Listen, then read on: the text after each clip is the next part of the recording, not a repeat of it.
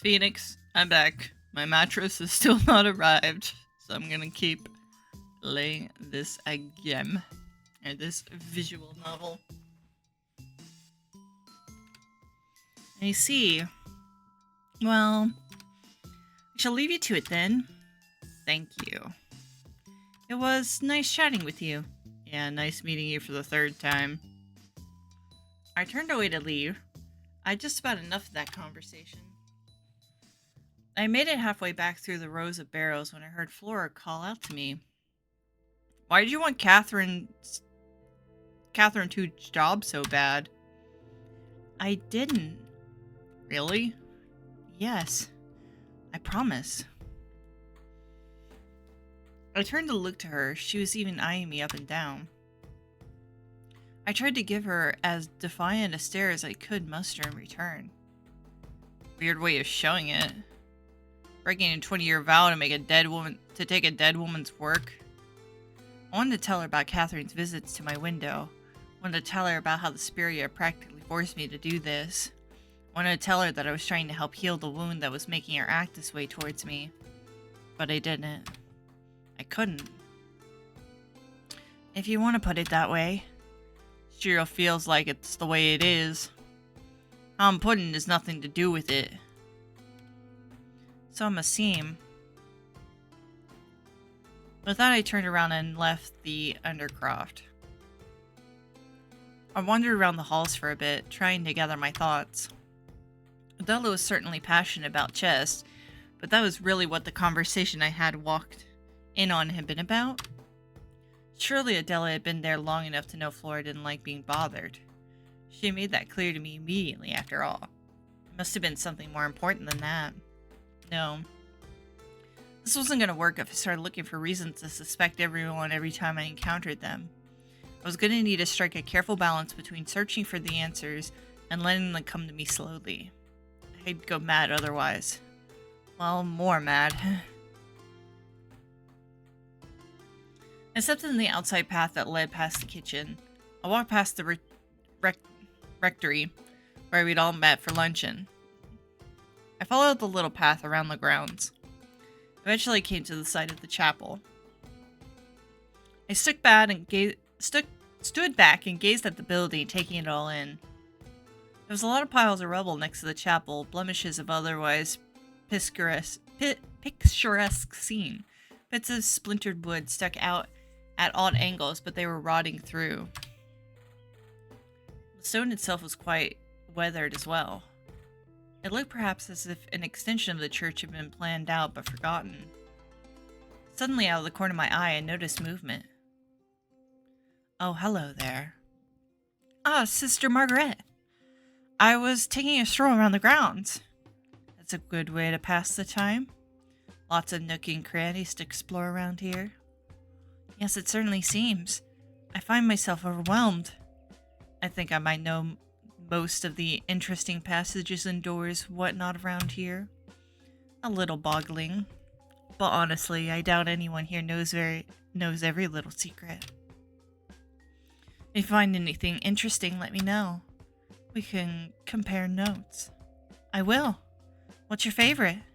I don't think I know you well enough to share that yet. Oh, nothing against you. We can work up to my favorite. I can tell you my second favorite if you like. Go on then. If you ever get hungry in the middle of the night, there's a secret way into the stores through the cellar. Really? Where? Now, where's the fun in that? Fair enough, I suppose. It'll mean more if you find it yourself. Exploring this place is very enriching. You'll have a great time figuring it out. I promise. I'll keep that in mind. By the way, at luncheon, I would like nothing more than to skip over whatever topic you were hoping to breach here. She's on point. Ask you what my favorite poem is. Or psalm. Or if I play any instruments. Anything else. Do you play any instruments? I'm not too shabby at the lute now that you mention it. Wow. Never played any instruments. I imagine that's obvious, come to think of it. You should try it. Catherine would have shoved one into your hands the minute you stepped out of your cell if she was still here, I wager. Really now? That's more or less how it was for me when I got here. Hardly a minute after having my hair shorn, she was asking me all kinds of things. What I liked to do, what I wanted out of life. Nobody got past her without trying something new. She sounded like she was very inspirational. She certainly had the stars in her eyes. May she rest in peace. May she rest in peace. Well, this has been a pleasant as it is, Malden. I'll speak with you later, Hedwig. Until next time, Margaret.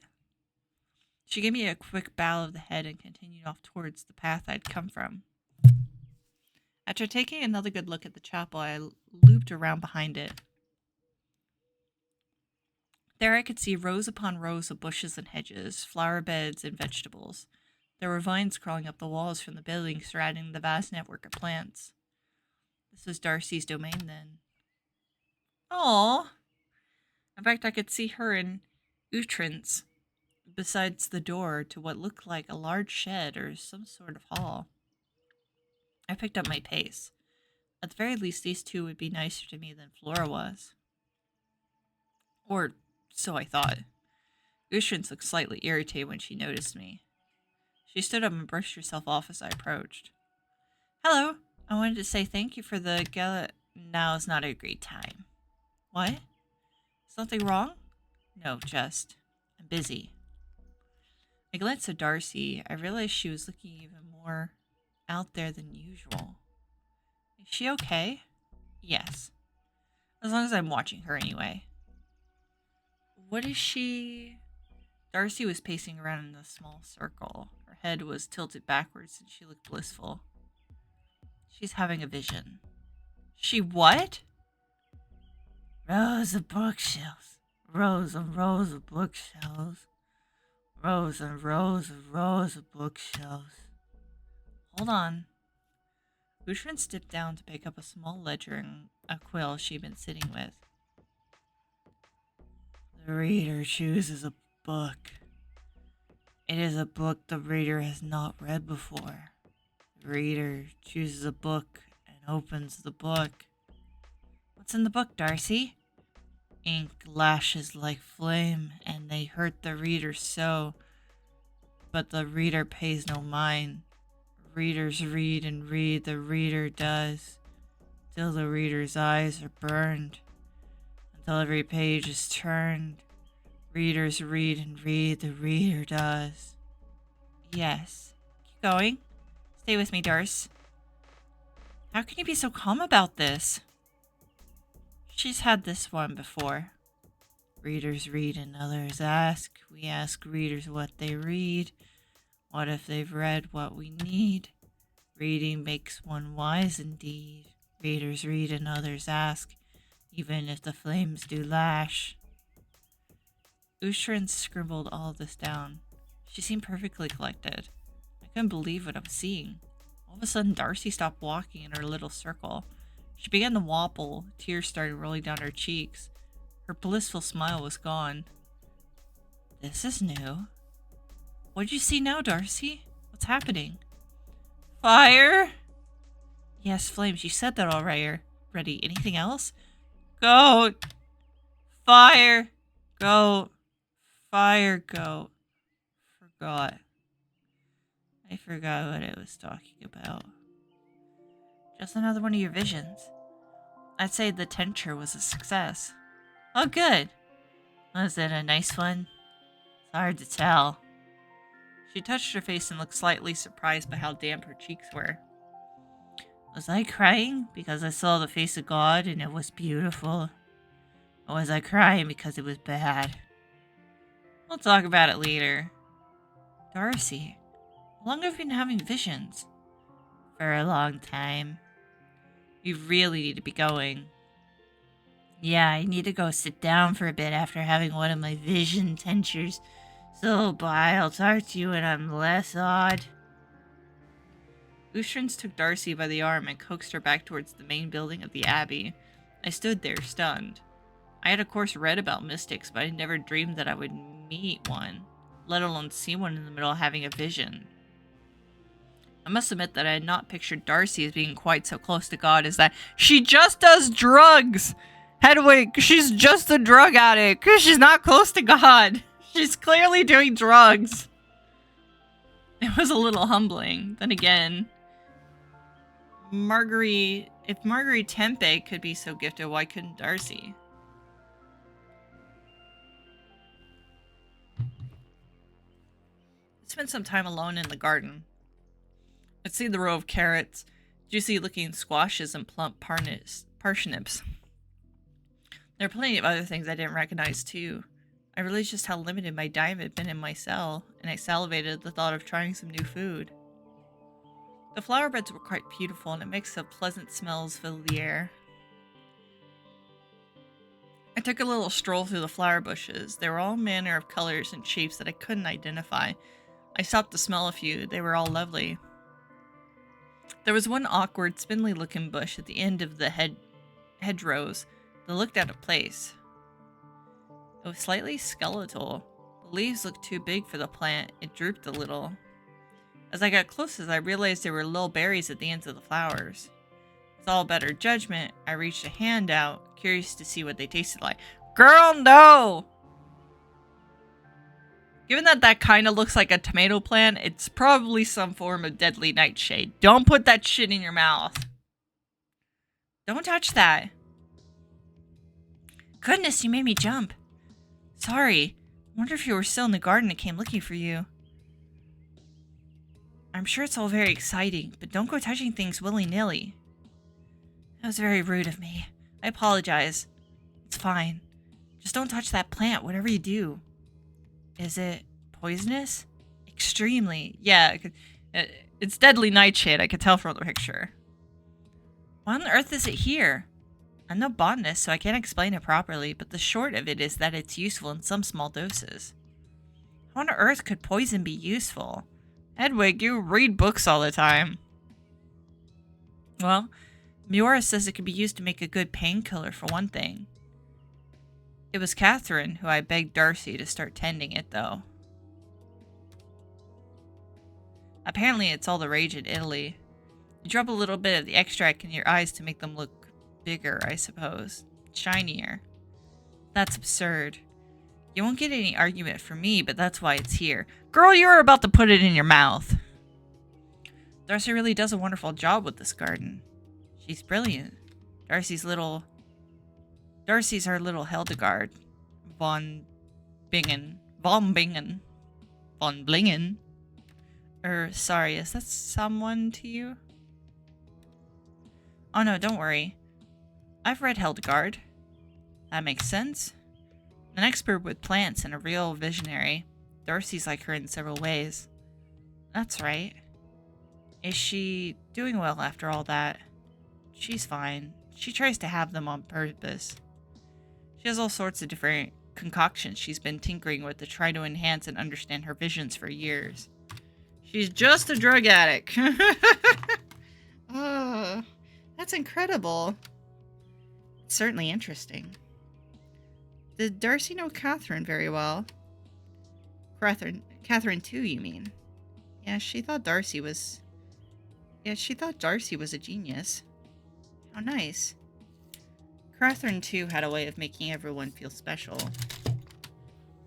Sometimes to a fault, if you ask me. She encouraged everyone to try new things to see if they had any hidden talents. That pudding you made for luncheon was very nice, by the way.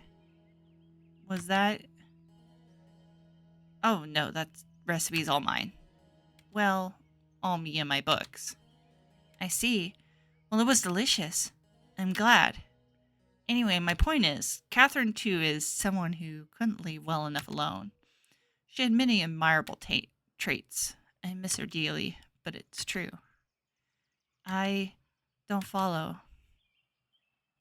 Uhtred stared at me poignantly from behind her large glasses. Oh yeah, that's another thing, too, is they didn't have glasses back then either. Not during that time. You just had to be blind as a fucking bat. They didn't have glasses like that. That didn't come until, like, way later. Be careful, Hedwig. With that, she turned on a heel and left the garden. Beads of cold sweat were building on my forehead. I felt knocked entirely off balance. After a few moments of stunned silence, I staggered back through the flower beds towards the abbey. It was a little chilly outside now. It was getting later in the afternoon, and I presumed the dinner bell would be ringing at any moment. Uhtred's words were still bouncing around in my head. I hoped that a meal might straighten me out the way luncheon had earlier in the day. As I walked through the cloister, I remembered what the superior had said about the sword being left as something of a monument to Catherine. I stepped in the cloister grass and walked up to the sword somewhat apprehensively. Be careful, Hedwig. What had she meant? Did she know? The sword was indeed clean. It looked very well weathered, but there was no blood upon the blade. I dared not touch it, but I could tell the edge was still decently sharp. Be careful, Hedwig. How many of them knew? If Uhtred suspected I was up to something, surely she could tell the others. The secret might already be out there. I heard a rustle of wings above me. I jerked my head up to see. Cloaked in shadow, the barest glint of eyes. Oh. They disappeared into the shadows as soon as I was sure they were there.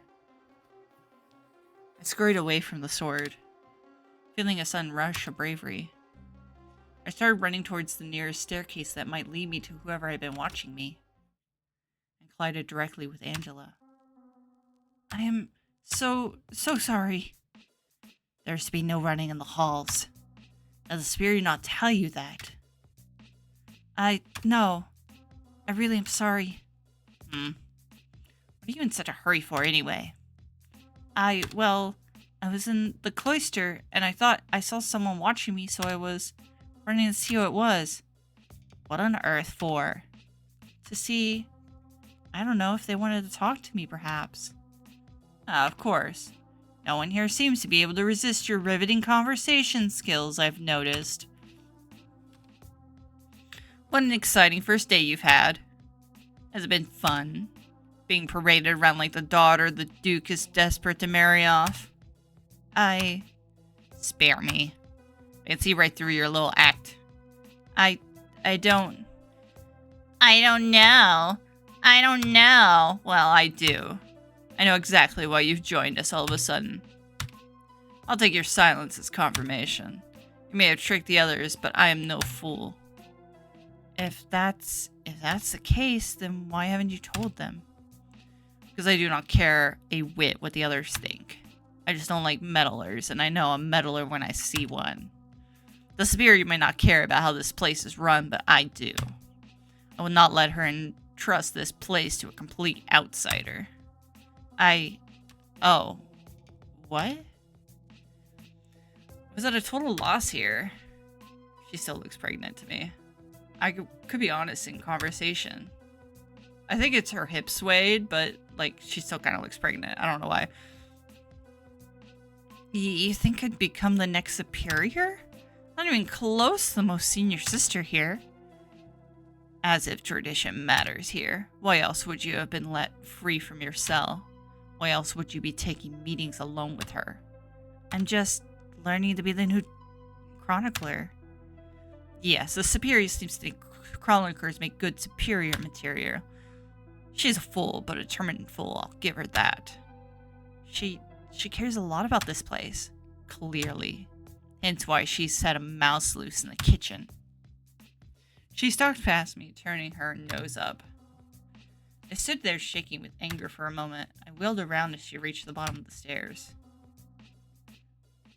Who killed Catherine?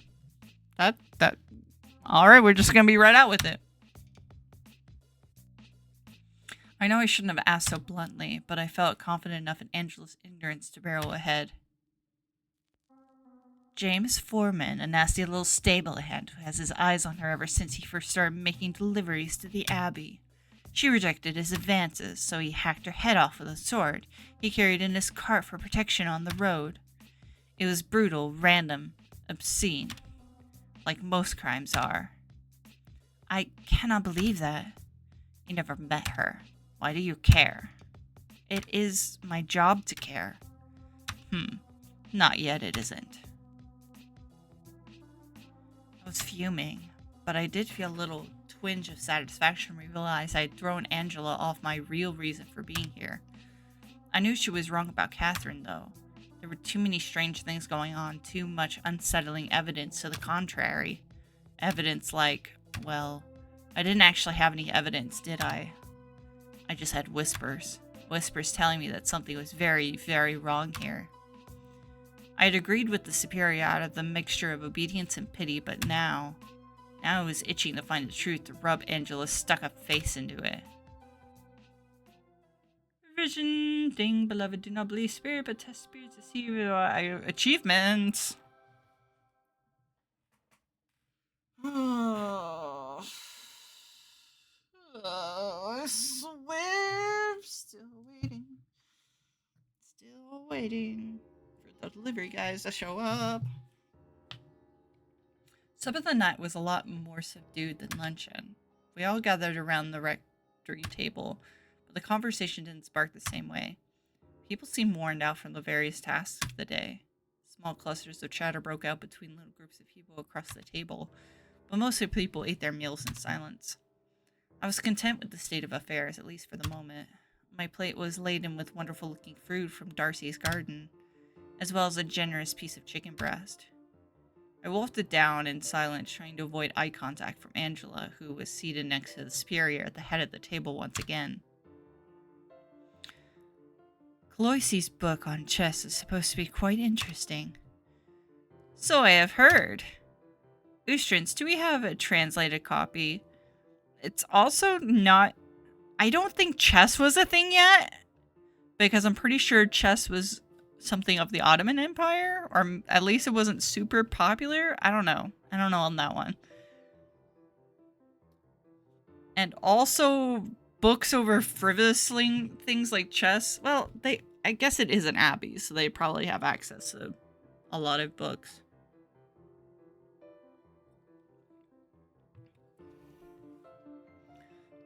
Ustrans, do we have a translated copy? In England, or Castellan, I mean? I would have to check. I'll take a look and give it to you later. Spectacular.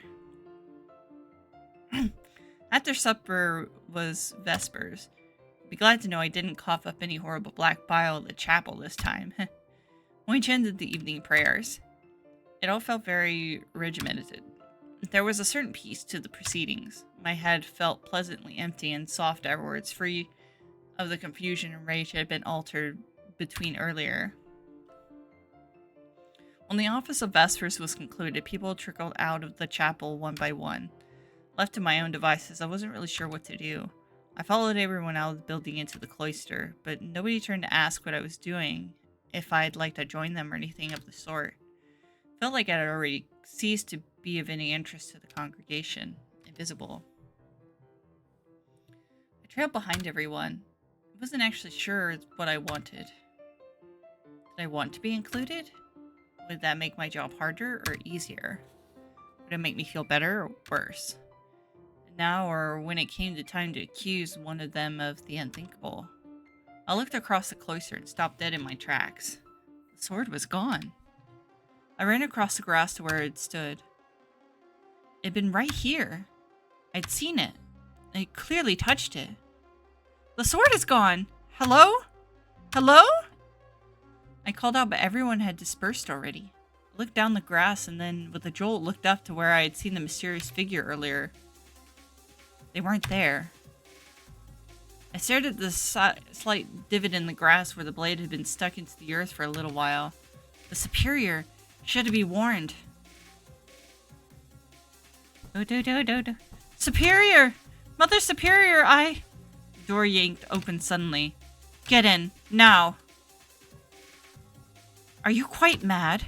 I will send for you when I am prepared to talk. You've been coming in and out of my office at will. I know I'm sorry, but this is really important. You're getting both of us at risk. I apologize, but I'm making careful preparations as not to rouse suspicions. Someone's taken the sword. Superior furrowed her brow. The sword in the courtyard. It's gone. I saw it there this afternoon and now it's missing. I know. You... Huh? I thought about what you'd said after luncheon about leaving a weapon lying around and decided you were completely correct. I was more than a little ghoulish. I told our Chris to take care of it not long after you left. Oostrance? Yes. She's in charge of all the relics and items of interest here, not just the books. Well, what if she's the killer? She has a wicked blade now. A sword that she could have gone and collected whenever she fancied, were that the case. Hedwig, leave the strategizing to me. There's nothing more whatsoever suspicious about an abbess asking her sacredess to keep an object under her care. It makes absolutely no difference in the grand scheme of things if Oostrance is involved or not. She would have accessed the blade either way. Now if the blade turns up missing or God forbid gets used again, she will be the first person to call on. Please trust that I do these matters carefully. I like to play at least a few moves ahead. Well, it'd be nice if I knew what those moves are, lady. Oh, ding dong. Ding dong. I wonder if that's my mattress. Okay, still waiting on that. Moves ahead, what's that mean? Chess terminology. Have you played chess before? No. Have Oostrance loan you Kealoius' book on the subject? It's really very interesting. I was well and bloody tired of hearing about chess, to tell you the truth. Anyway, you should go. If anyone asks, I was checking up on how your first day went. How did your first day go? I took a deep breath and raised my finger in the air, ready to let it all out again like I had in my previous meeting with the superior. However, I thought better of it in the end. Fine. All things considered. Fine. Good. Good. Angela doesn't trust you. Well, there's the shock of the century. Anything else? No. Very well, then. I shall send you when I am ready to speak on the matters again, and take you to visit the accused. Understood, Abbess. Have a good night, Hedwig. I left. I trudged up the stairs back to the dormitories. I pulled my robes a little tighter around myself. The wind was picking up outside. At the top of the stairs, I could see Oostrance and Adela walking through the halls, holding torches and lighting the sconces on the walls near the entrance to the dorms, the library, and the Misericorde. It was somewhat surprised. Oh my, who's going to be awake to snuff all those out later? We typically only do the ones up here. This hallway gets a bit of traffic at night. The dorms and library and so on. Don't worry about the fires, though. We put them out before we go to bed. I nodded absentmindedly and continued towards the dorms. I had a long day. The energy I received from the bath had almost been entirely spent. I had no idea what the other nuns were planning to do with their night, but all I could think about was my bed. I swung open the door to my little room and plopped face first into the straw mattress. My head hit the pillow with a thunk. Oh, really? What now? I flung my pillow aside to reveal a book. It had no title or adornment on the cover. When I opened it, I was greeted with a lovely illuminated title page. Medea. Transcribed proudly by Catherine II, Catherine II of Lynborough for Lynborough Abbey, for the enigmatic woman in the wall. May she find this most interesting and edifying. Despite its pagan origins, with Apologize to Hadidias and Euripides in kind, I begged to weep first, then sob. Here it was, the play had been promised all those weeks ago. I cradled it in my arms and dared not turn past the title page yet. There was something that kept me glued to those words. Little words had been written just for me. Catherine's handwriting was a little scratchier than mine, but it was full of characters. I touched the page gently, running my fingers across the page to feel the slight indents where the quill had pressed into the parchment. She hadn't broken her promise to me in the slightest. I thought back to that night she came to my window. How soon after had she died? How long before Samhain had she planned to give this to me? I knew from experience that transcribing anything was no simple task. Even a play was much shorter than the Bible. Oh, what a strange mixture of elated and despair felt. I had a special gift for Catherine, but I would never be able to share my thoughts on the story with her. I was left with precisely half an experience, and I would never ever live the other half of it in all my days. I would have to do. Just knowing that Catherine had made this filled me with joy. As I dried my tears, I wondered who had brought this here for me. Nobody knew that I had spoken to Kathleen Shirley unless she had told someone while preparing this book. Did I have a secret ally? Someone carrying out Catherine's last wish beyond the grave? Perhaps Darcy had been right and I was about to meet a friendly spirit. I fantasized for a few months about reading Medea along some sort of transparent, flickering version of Catherine for a moment, but it was too sad to keep up for very long. I didn't even know what Catherine looked like. Well, ghosts don't exist, of course. I put my pillow back in its place and settled down. I couldn't read the play. Not just yet. The whole thing was just sinking in still. I clutched the book to my chest and drifted off to a much-needed sleep.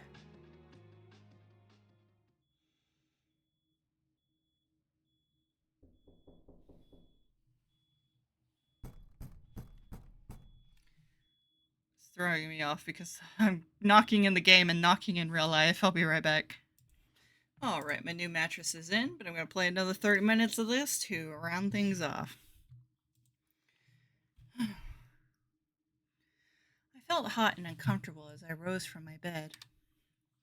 I was too tired and overwhelmed earlier to think to remove my habit before drifting off. Carefully spotting the copy of Medea under my bedsheet and stepping out into the dormitory hall. Hello? Is everything alright out here? As I spoke in a loud whisper, not wanting to wake anyone who might have also been trying to sleep, I got no response, however. I peered out into the second floor hallway.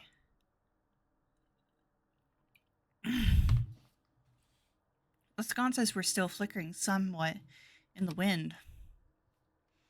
Up ahead, I could hear a door closing. People were still awake, it seemed. I sighed deeply.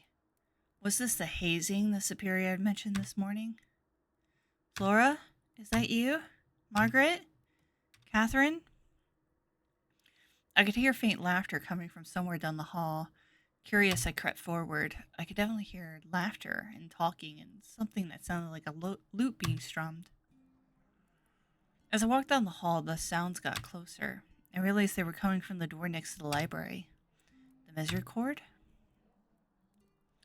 I frowned. It sounded like there was a raucous party taking place behind the door.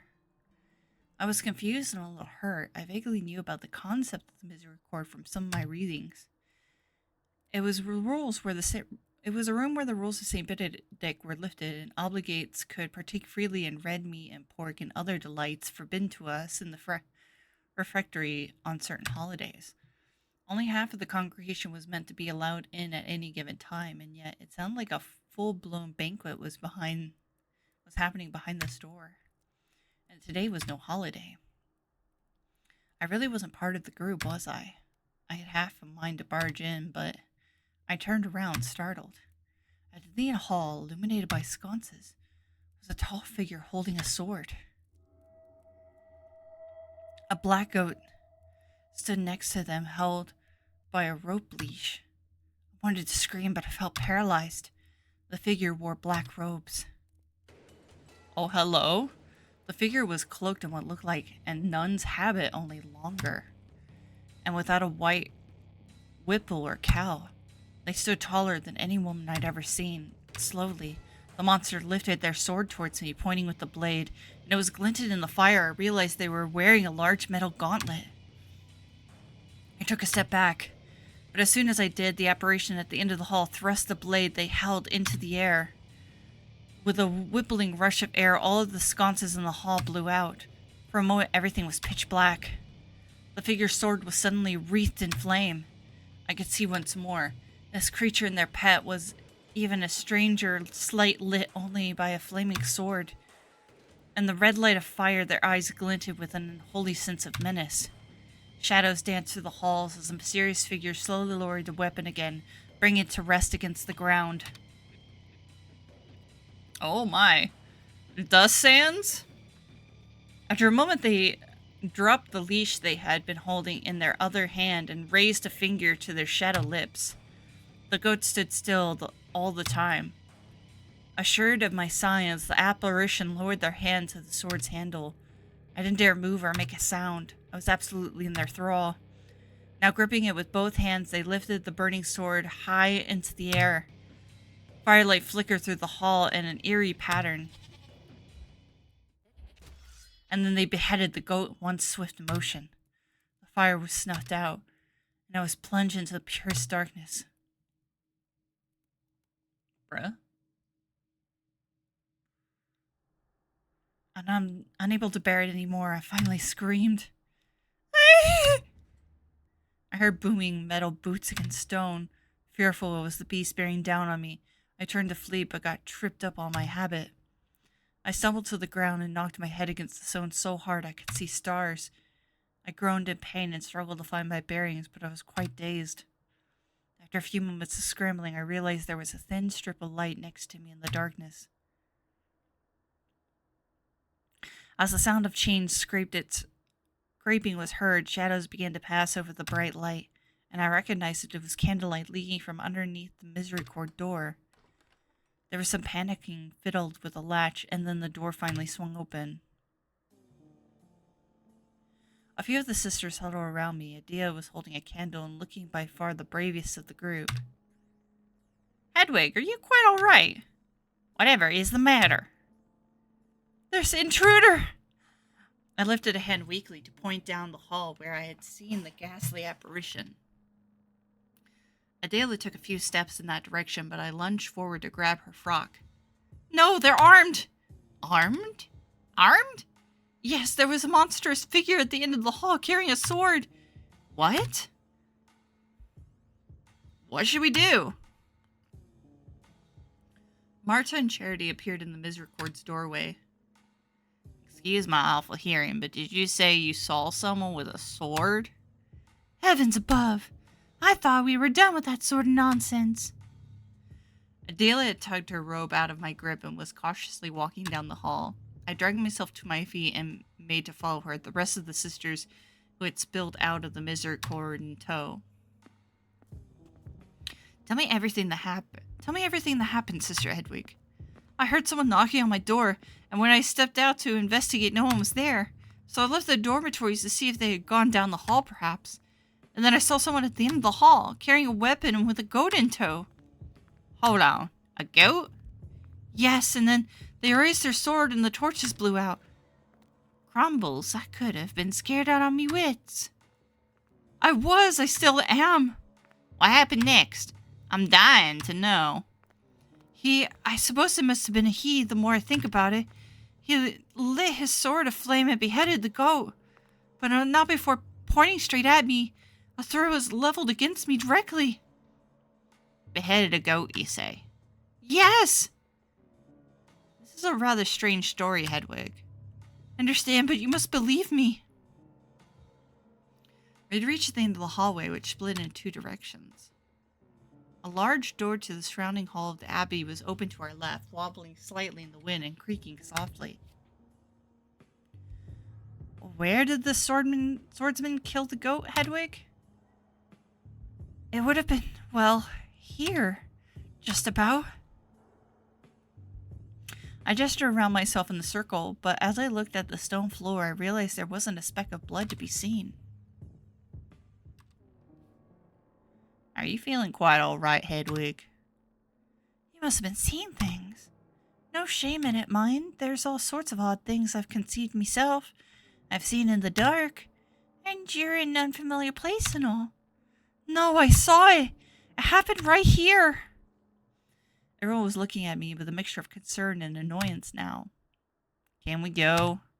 It's bleeding cold out here. The day's candle blew out. Everyone yelped.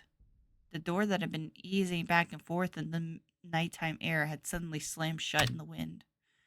The noise echoed throughout the hall in the bone-rattling power. Christ almighty! I was about to take my poor heart out. Is everyone all right?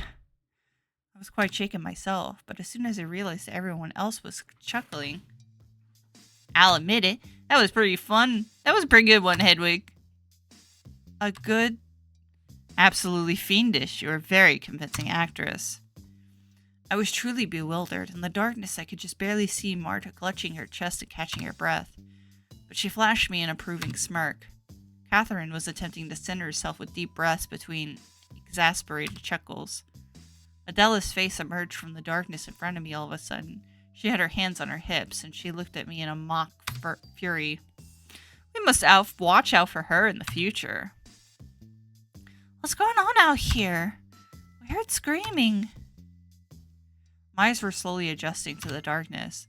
I could see some more of the sisters emerge from the dormitories, some wearing nightclothes. Nothing to worry about. Hedwig just scared us all witless with a little prank. Oh, do tell. She gave the most convincing howl to draw us out of the Misericorde, and then cooked up an ingenious story to lead us down here and keep us occupied until the door slammed shut. Gave us all quite a fright. No. Oh, that's good. What did you use, String? Not a trace of twine here. She must have known a bang's shut sooner or later in the wind. Lucky guess. Hence the cock and bull story once we got here. You can spin a yarn, Heidi, I give you that.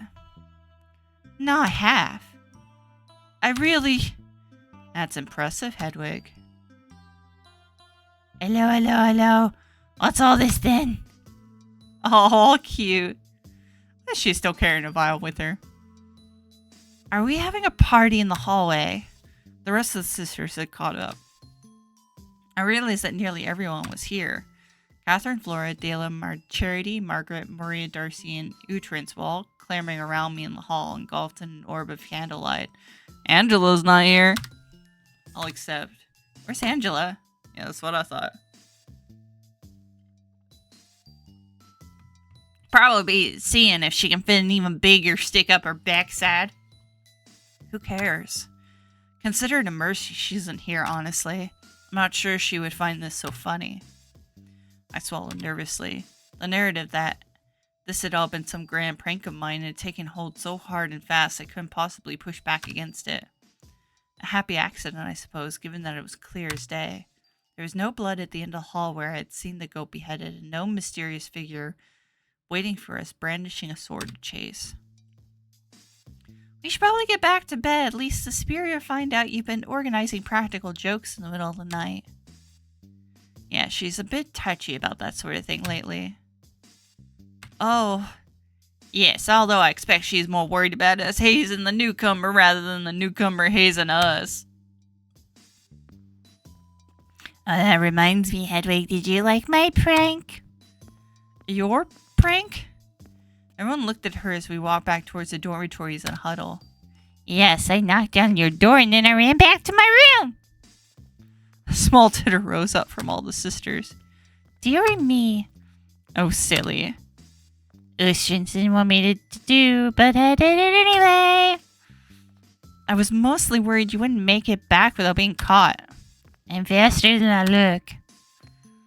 Or knocking something over. It was very funny, Darcy. You gave me quite a scare. I forced a smile as best I could, but inside I was screaming.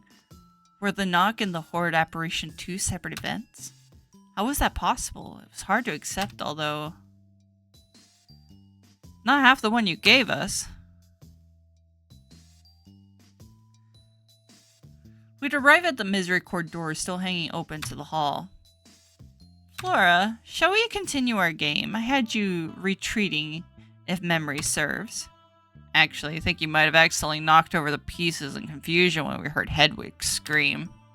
No! Oopsie daisy. I think I've had more than enough entertainment for the night. Shall retire to my dormitory. Likewise. Well, at the very least, no one needs to worry about snuffing out all the torches out before bed. Everyone murmured in agreement. The group migrated back toward the dorms. Everyone was yawning by now. A few people said their goodnights to each other before retreating to their rooms. I mimicked these pleasantries as best I could, but my mind was completely elsewhere. I wanted to grab someone, anyone by the shoulders, and scream at them that I hadn't been a prank, that I had really seen a goat slaughtered in the hall, and that any missing evidence was obviously work of some witchcraft. I'd have my mind to stop Darcy going to sleep and ask her about what she had meant about the Abbey being haunted. Or perhaps more importantly, tell her that her vision had perfectly predicted what had happened. I stood in front of my door, arguing with myself, before finally sighing deeply and stepping inside. My mind was racing, but I couldn't ask anyone else to keep pace with me now. Not only was it quite late now, but I had narrowly, miraculously perhaps, avoided being branded a lunatic thanks to my lucky gust of wind. I flopped onto the mattress. I stared at the ceiling for a few moments, trying to work my breathing back down to a regular pace, trying to unwind the tight strings I could feel around the front of my mind. Rationally, I knew that I should sleep, even after spending a significant amount of the day resting. I was dead tired. But how could I? What if they came back? What if they came here to... I really was tired. I was very, very tired. Prankster, with no wonder, for even Satan disguises himself as an angel. Bleh. Lord. I'm tired.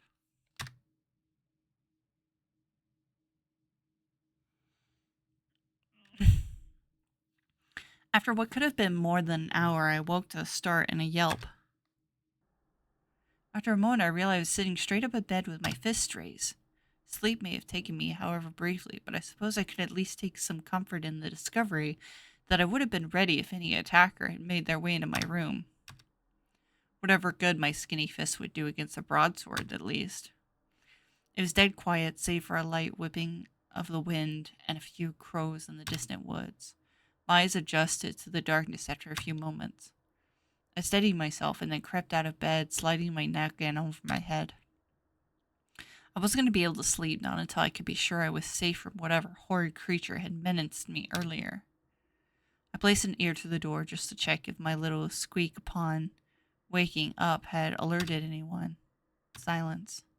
The stone walls between us were quite thick. Then, carefully, I opened my door. Mercifully, it wasn't excessively creaky. While there was a little moonlight leaking in through the threshold to the landing, it was far too dark to go exploring without a light. I remember Utrins and the Ustins and the others had been holding candles when they came to check on things earlier, so surely there must be... Aha! I hadn't spent much time in the dormitory's main room. Sure enough, there was a pricket holding a slightly droopy candlestick resting on the simple mantel above the fireplace. I held a hand in front of the iron hearth cover. I couldn't feel much warmth, but I had to try. The cover was quite heavy. I did my utmost not to make a sound as I pulled it out of the way, just enough to peer into the fireplace itself. Sure enough, a little gust of warmth billowed out. The fire had been banked with ash, just as I had done many times in my cell. Carefully, I stretched my hand into the fireplace to brush some of the gray dust off the embers before touching the candlestick to it. Eventually, the wick took, and I had a little light of my own. I nearly dropped the candle in surprise. A noise had come from one of the adjoining bedrooms. Terrified, I scrambled out of the dormitory as fast as I could, just as one of the doors swung open. I held a hand over my candlestick's flame in an attempt to hide the flickering light. I could hear hushing voices carrying out the room in the hallway. Doris! What? Where'd I put the candle? Oh, I don't know. Damn it. I got one here, hang on. Give it here then. Honestly, what are you like? Very talented and smart. Not what I was thinking at this particular moment. What's wrong? Nothing. A moment later, I could see orange light emanating through the threshold into the hallway. My breath was shallow and ragged as I tried to stay as quiet as possible, and I was still turned at an awkward angle to hide my own candlelight. Come on, Nin. Yeah, sorry, I thought I heard something. Maybe it was a ghost. Ew. Let's be careful what we joke about. Who's joking? Oostrance had no answer for this, and turned away from the landing back to the dormitory. I heard a few footsteps and finally a door closing. As stealthily as I could, I left my hiding place and scurried down the hall. As quietly as I could manage, I moved through the hallway towards the spot where the apparition had emerged. I held for a moment as I passed the Misericorde, straining to hear if anyone was behind the door. If there was, I couldn't hear them. I continued onward, my heart beginning to beat out of my chest. What was I doing? The way I saw things, I was in danger no matter where I was. That thing could either kill me in my sleep or catch me out in the halls. I was woefully unprepared in either scenario, and perhaps more importantly, I had a wicked sense of curiosity about the whole situation. I paddled over to the spot I was sure I'd seen the figure behead that poor creature just before it. No blood. The large door that had given us all a start was still closed, now merely wobbling gently in the lighter wind. Slowly but surely I walked towards the door, scanning the floor for any signs of blood. There was nothing. I reached the large wooden door itself. Presumably, the swordsman would have had to have left through this doorway into the night to disappear after their heinous ritual. Curiosity got the better of me. With some trepidation, I slowly pushed open the door, hoping that its creaking wouldn't echo down the halls too loudly. I wedged it open just enough to slip through myself, but not again. The force of the door closing blew out my candle. Still rattled from the sudden sound, I retreated from the doorway. I stood near pitch darkness once again, although this time I felt more irritated than terrified. Pale moonlight leaked through the main hall was all I had left to navigate with. I held a hand against the door, slowly walking back the way I came. The windows running along the hall that looked down into the cloister finally came into view, so at least I had some inkling of where I was now. Heading away from the confounded door, I could see the path back to the hall that my old cell was located in. I looked for a moment, taking in. I felt a supernatural pull towards that old hallway. As I stepped closer, however, I could hear a strange whistling sound. I felt a chill run up my spine and decided I would actually much prefer to be in bed after all.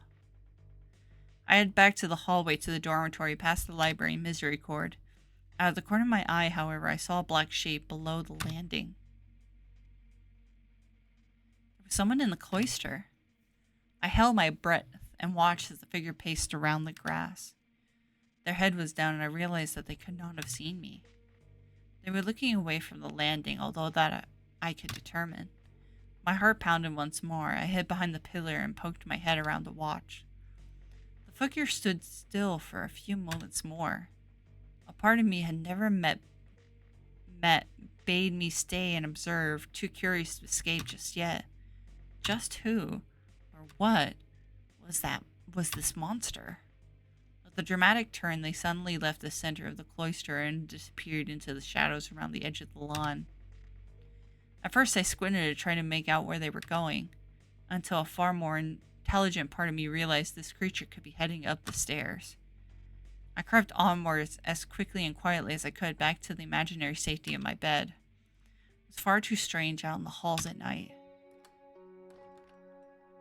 I made it back inside my small room without a peep. I let out a deep relief sigh. As well as feeling terrified, I felt a little embarrassed. My first investigative venture had ended without so much as a hint or clue. But I was also terrified. I got into the mattress once more, but I dared not shut my eyes. Instead, I sat facing the door and removed the candle from the pricket I held. The pitiful metal spike would have had to serve as my weapon if that ghoul came to my door. They did not appear. I sat like that all night, clinging steadfast to my weapon and going over everything in my head. Before I knew it, morning came. I dutifully leapt out of bed and dressed as quickly as I could. As I pinned my cowl together, I mused over the best way to face the day. No days ahead. I furrowed my brow and concentrated as hard as I could. The mist that had been lingering in my mind since the Superior snatched me out of my cell was evidently there to stay, and if I were to make any forward progress on the task at hand, I would simply have to deal with it.